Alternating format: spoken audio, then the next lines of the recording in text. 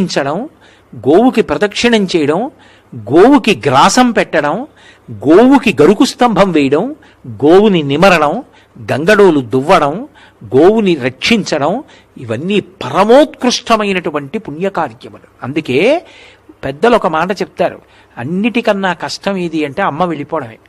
అమ్మని చూడాలి అంటే ఆవుని చూస్తే చాలు.